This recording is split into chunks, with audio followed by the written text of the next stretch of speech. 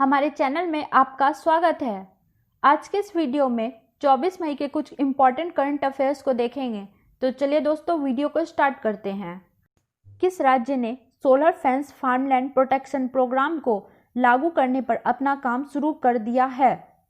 इसका उत्तर है तमिलनाडु। तमिलनाडु सरकार ने केंद्रीय कृषि सुधार योजना के तहत अद्वितीय और बाढ़ कृषि सुरक्षा कार्यक्रम को लागू करने के लिए प्रारंभिक कार्य शुरू किए हैं।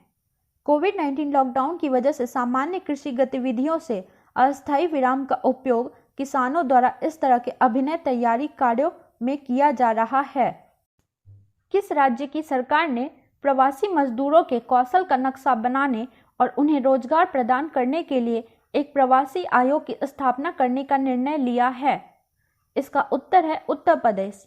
उत्तर प्रदेश सरकार ने कहा कि वह प्रवासी श्रमिकों के लौटने के कौशल की पहचान करने और उन्हें रोजगार प्रदान करने के लिए एक प्रवास आयोग बनाएगी।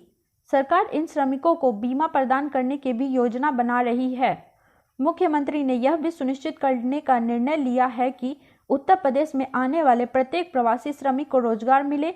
राज्य सरकार का मानना है कि महामारी के मद्देनजर हर प्रवासी को सुरक्षित वापस लाना राज्य सरकार की पहली प्राथमिकता है। किस राज्य के पूर्व स्वास्थ्य मंत्री तथा वित्त मंत्री राजेंद्र प्रसाद सिंह का गुरुग्राम के एक अस्पताल में निधन हो गया है? इसका उत्तर है झारखंड। राजेंद्र प्रसाद सिंह कोल सेक्टर के बड़े नेता माने जाते थे। ये बिहार में 2 बार मंत्री रहे, साथ ही झारखंड में हेमंत सोरेन सरकार में ऊर्जा, स्वास्थ्य, वित्त और संसदीय कार्य मंत्री रह चुके हैं।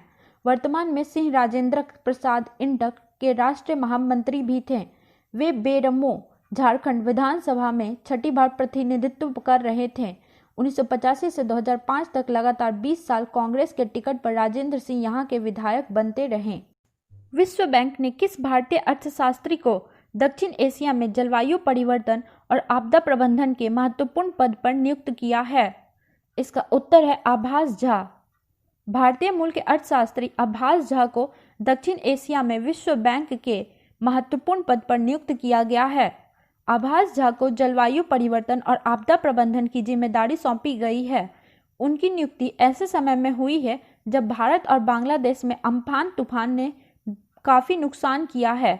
आभास झा ने साल 2001 में विश्व बैंक ज्वाइन किया था। वे बांग्लादेश, भूटान, भारत और श्रीलंका के बैंक कार्यालय में कार्यकारी निर्देशक रह चुके हैं। आभास झा ने इस दौरान लैटिन अमेरिका, कैरेबियन, यूरोप, मध्य एशिया, पूर्वी एशिया और प्रशांत क्षेत्रों में अपना योगदान दिया है।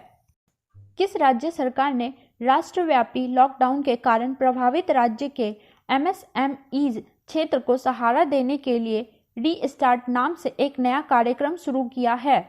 इसका उत्तर है आंध्र प्रदेश।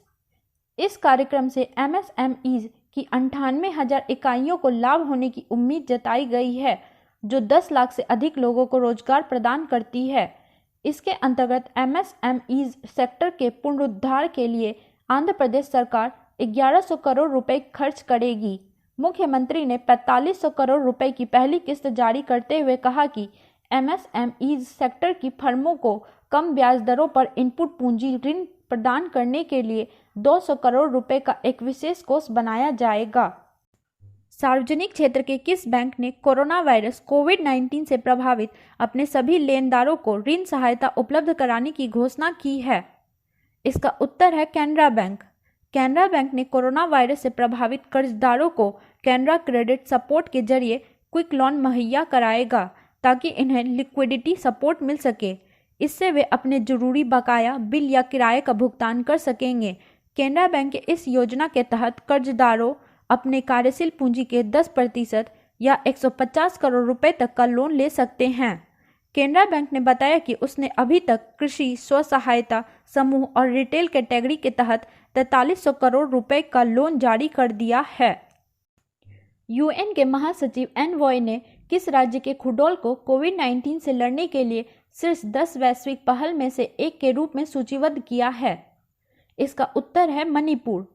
संयुक्त राष्ट्र महासचिव के दूत ने यूवी को मणिपुर के खुडोल उपहार को कोविड-19 महामारी के खिलाफ एक समावेशी लड़ाई के लिए शीर्ष 10 वैश्विक पहलों में सूचीबद्ध किया है।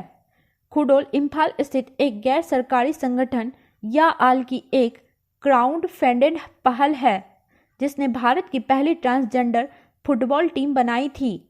पहल LGBTQI+ समुदाय के भोजन, स्वास्थ्य और स्वच्छता को सुनिश्चित करने के लिए मजबूर करती है जो HIV दैनिक वेतनभोगी बच्चों और किशोरों के साथ रह रहे हैं। राष्ट्रमंडल दिवस किस तिथि को मनाया जाता है? इसका उत्तर है 24 मई। राष्ट्रमंडल दिवस 24 मई को मनाया जाता है। यह दिवस उन देशों के बीच मनाया जाता है जो राष्ट्रमंडल देशों की सूची में शामिल होने के लिए निर्धारित सभी शर्तों को मानकर समझौते पर हस्ताक्षर करते हैं। पहले इस दिवस को एम्पायर डे के रूप में मनाया जाता था। बाद में हेरोल्ड मैकमिलन ने इसका नाम बदलकर राष्ट्रमंडल दिवस कर दिया। तत्पर योजना किस राज्य सरकार द्वारा शुरू की गई है? इसका उत्तर है झारखंड। झारखंड प्रवासियों की सहायता के लिए तत्पर योजना झारखंड राज्य सरकार में शुरू की गई है। राज्य के जिला प्रशासन ने प्रवासियों की थका देने वाली पैदल यात्रा को सुविधाजनक बनाने के लिए इस योजना की शुरुआत की है। जिला प्रशासन ने पहल के शुभारंभ के बाद बसों में लगभग 140 प्रवासियों को अपने आवास भेजा है। किस मंत्रालय ने छावनी बोर्डों के प्रबंधन हेतु ई-गवर्नमेंट फाउंडेशन के साथ एक समझौते पर हस्ताक्षर किए हैं? इसका उत्तर है रक्षा मंत्रालय। रक्षा मंत्रालय छावनी बोर्डों के प्रबंधन के लिए ई-गवर्नमेंट फाउंडेशन के साथ रक्षा मंत्रालय द्वारा एक समझौता ज्ञापन पर हस्ताक्षर किए हैं। महानिदेशक रक्षा संपदा DGDE ने पहल के तहत देश भर के 62 छावनी बोर्डों पर डिजिटल और ई-गवर्नेंस सेवाएं प्रदान करने के लिए ई-गवर्नमेंट फाउंडेशन के साथ समझौता किया है।